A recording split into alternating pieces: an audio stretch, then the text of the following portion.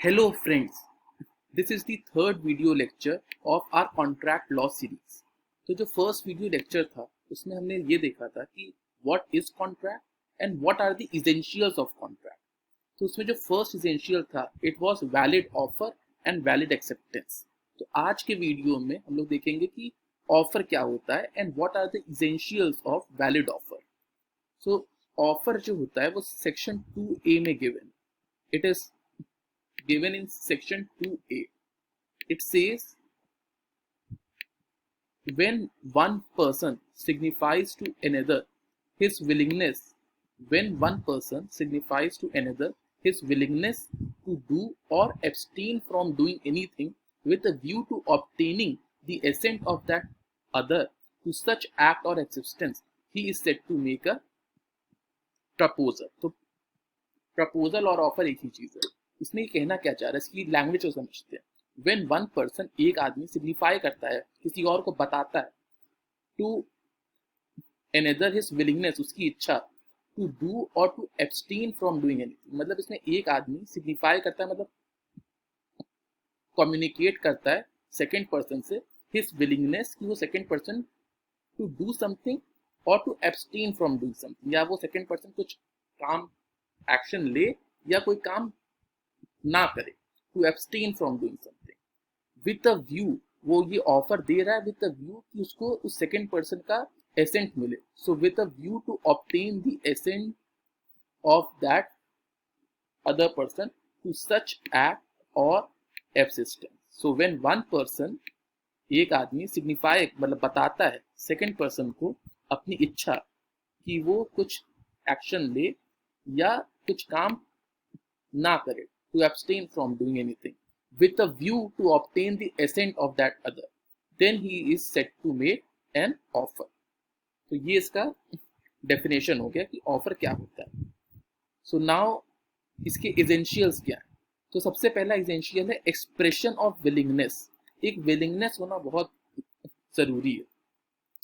उसको एक he has to signify his willingness to do something to someone. ठीक है. अगर वो एक कैजुअल इंक्वायरी रखता है तो वो ऑफर नहीं होगा. कि अगर वो बस कैजुअली एक इंक्वायर कर रहा है किसी चीज के बारे में, then it won't be an offer. और अगर वो ये कहता है कि he may buy a particular thing for a certain amount, तो ये भी ऑफर नहीं होगा, because he saying he may buy a particular thing. तो एक्सप्रेशन ऑफ विलिंगनेस, एक क्लियर कट विलिंगनेस होना बहुत ज्यादा जरूरी है. सेकेंड है इंटेंशन टू कॉन्ट्रैक्ट. देखिए जो इंग्लैंड में कॉन्ट्रैक्ट लॉ है ना, उसमें क्लियर कट सेक्शन दिया हुआ है कि इंटेंशन होना बहुत ज्यादा जरूरी है. इंडियन कॉन्ट्रैक्ट एक्ट में क्लियर कट सेक्शन तो नहीं है, but intention to contract is a very essential part. ठीक है. वो पता भी चलता है with a view to obtain assent, मतलब उसका इंटेंशन होना चाहिए कॉन्ट्रैक्ट करने के लिए, है ना. तो और ये इंटेंशन टू कॉन्ट्रैक्ट पे हमने ये इसके पहले वाले वीडियो में काफी लेंथ में डिस्कस किया. तो उसका इंटेंशन होना चाहिए ऑफर देने के लिए, उसका इंटेंशन होना चाहिए कॉन्ट्रैक्ट बनाने के लिए. Now the third essential is that the offer can be express और implied. So it can be either in spoken words. Express का मतलब या तो वो स्पोकन वर्ड या रिटन वर्ड्स में हो, रिटन या स्पोकन पे हो तो वो एक्सप्रेस होता है. इम्प्लाइड ऑफर क्या होता है, it can be by conduct. तो अगर it is by conduct then it will be an implied offer. ठीक है. तो इम्प्लाइड ऑफर बाय कंडक्ट क्या होता है कि अगर कोई, मैं अगर टैक्सी में बैठता हूँ तो मैं एक इम्प्लाइड ऑफर दे रहा हूँ कि I will pay for it. अगर मैं किसी रेस्टोरेंट में जाके खाना खाता हूँ तो ये मेरा एक इम्प्लाइड ऑफर है कि that I am taking the service and I will pay for it. तो ये एक इम्प्लाइड ऑफर हो गया. और इम्प्लाइड ऑफर देखने के लिए हमें टोटलिटी ऑफ सर्कमस्टेंसेस का देखना बहुत जरूरी है. ये पॉइंट इंपॉर्टेंट है कि इम्प्लाइड ऑफर देखने के लिए हमें टोटलिटी ऑफ सर्कमस्टेंसेस को देखना है. ये इस केस में दिया हुआ था Ram ji दयावाल versus invest import. इसमें क्या हुआ कि ये दो पार्टी के बीच में कॉन्ट्रैक्ट हुआ, इंडियन और यूगोस्लोवानियन पार्टी में. ठीक है. तो कॉन्ट्रैक्ट हो गया. उसके बाद इमीडिएटली इंडियन पार्टी ने कहा कि एक आर्बिट्रेशन का क्लॉज है, वो उसको उन्होंने ऑब्जेक्ट किया कि क्लॉज सही नहीं है. तो जो सेकेंड पार्टी थी उसने कोई एक्शन ही नहीं दिया, उसने काम को होने दिया.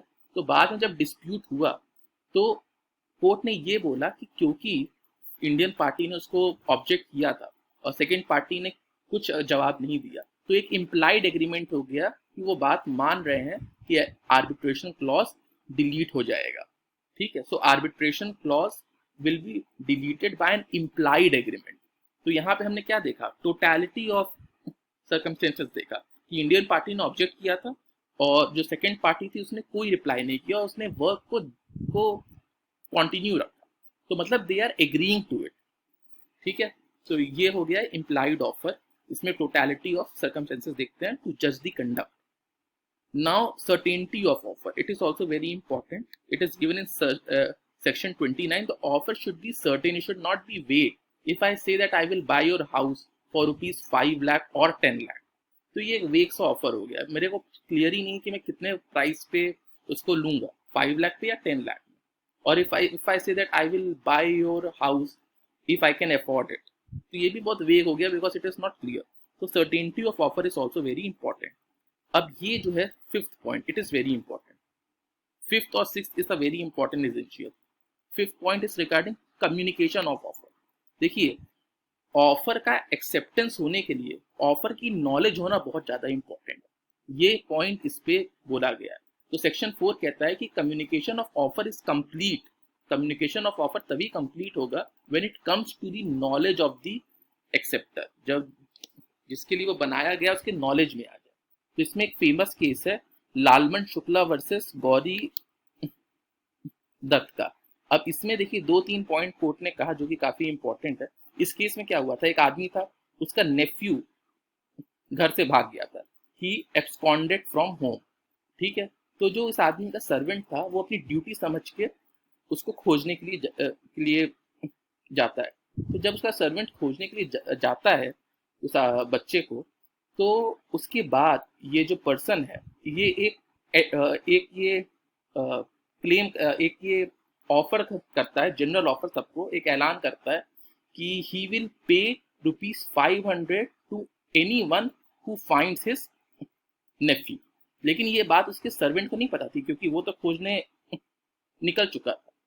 अब होता क्या है कि उसका सर्वेंट उसके नेफ्यू को खोज के ले भी आता है, ठीक है। जब वो ले आता है तो उसको बाद में पता चलता है खोजने के बाद कि ऐसा कोई रिवॉर्ड रखा गया था। तो बाद में वो उसको फाइल करता है केस कि मेरे को ये रिवॉर्ड चाहिए। So the court said that he can't claim for the reward because he was ignorant of the offer of reward. Since the plaintiff was ignorant of the offer of reward, his act of bringing the lost child did not amount to the acceptance of the offer. क्योंकि वो offer किया गया था उसके जाने के बाद और उसको पता नहीं था उस ऑफर के बारे में, और उसने वो बच्चे को खोज के भी ले आया था, तो वो अपने ड्यूटी से खोज के लाया था, उसको ऑफर के बारे में नॉलेज नहीं था।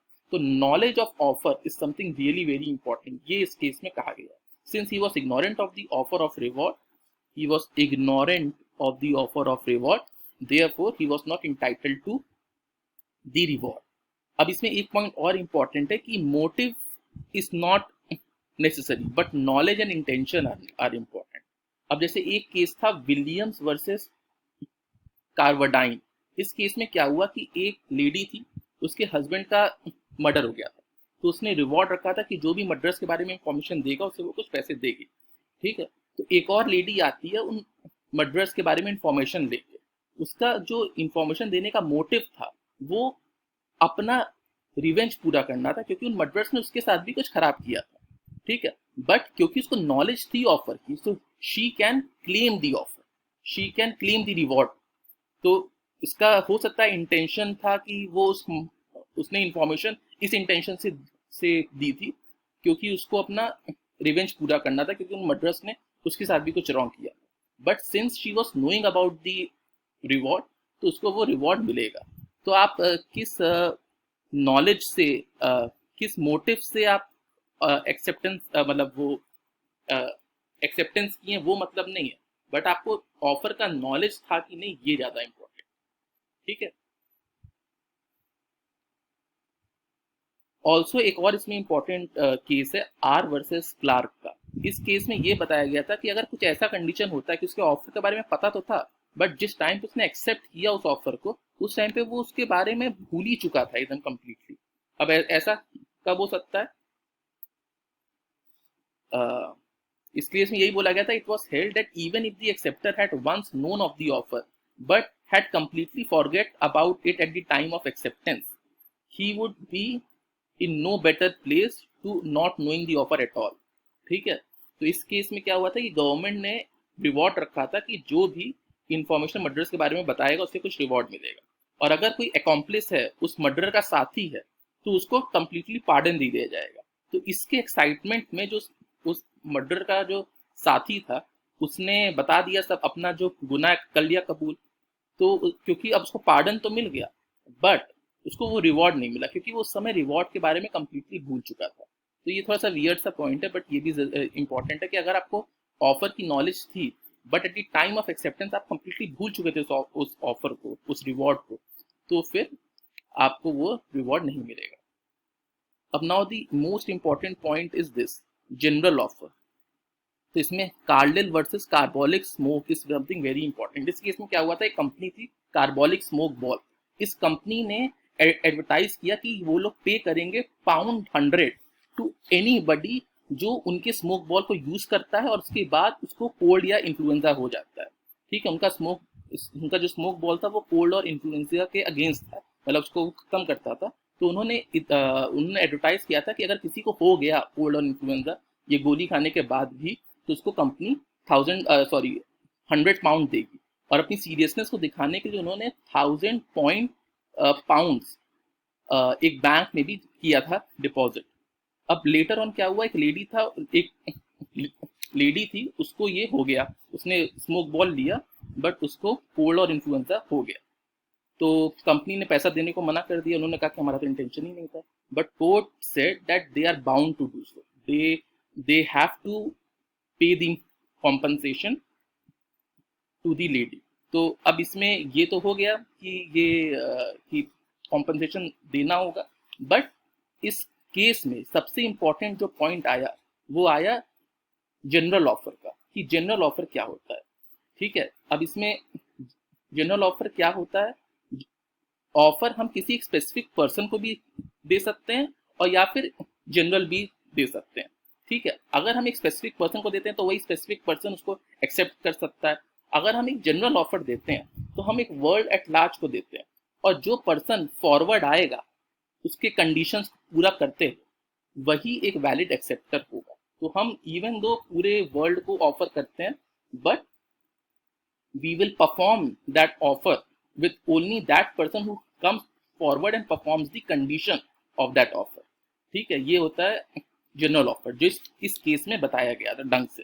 तो इस केस में जो कंपनी थी, even though the lady won the case against the company, but the company ने अपने आर्ग्यूमेंट्स ये रखे थे कि पहली बात है कि हमारा जो ऑफर था वो टू वेग था, हमारा इंटेंशन नहीं था ऑफर करने का, और हमने किसी पर्टिकुलर पर्सन को तो ऑफर किया नहीं, हमने तो इन जनरल किया, तो ये ऑफर मान्य नहीं होगा। तब कोर्ट ने कंसेप्ट निकाला जनरल ऑफर का, और कोर्ट ने कहा कि पहली बात है ये वेग नहीं है, आपने प्रॉपर एडवर्टाइज किया था कि कोई भी स्मोक बॉल को लेगा उसको ये इन्फ्लुएंजा नहीं होगा। सेकेंडली आपका इसमें ऐसा नहीं कि आपका इंटेंशन नहीं था, आपने डिपॉजिट भी किया था £1000। और थर्डली ये जनरल ऑफर है जो कि वर्ल्ड एट लार्ज को बन सकता है। Although the offer is made to the world, but the contract will be made with that limited portion of public who comes forward and performs the condition। ठीक है, और ये जो जनरल ऑफर होता है ये कॉन्टिन्यूइंग नेचर का होता है, और सबसे ज्यादा इसमें इंपॉर्टेंट होता है कि वो आए कोई भी पर्सन, और उसका अगर कंडीशन, वो उसका जो भी ऑफर का कंडीशन है अगर वो फुलफिल कर देता है, then that will be a valid acceptance. उसको एक्सेप्ट करने की कोई इंपॉर्टेंस नहीं है, अगर उसने कंडीशन फॉलो कर लिए हैं, कंडीशन पूरे कर दिए, then it will be a valid acceptance. So and such offer is open to any number of person till it is retracted। तो it is open to those limited portion of people who actually performs the condition of the offer। तो ये एक बहुत important point इस case में आया था। ठीक है, तो वैलिड एसेंशियल्स में सबसे इंपॉर्टेंट हमने ये किया, expression of willingness, intention, express an implied offer, communication of offer and general offer. Okay, और इसमें एक और है cross offers, when two parties make identical offers to each other in ignorance of each other's offer, then such offer is called cross offer। Okay, so thank you all.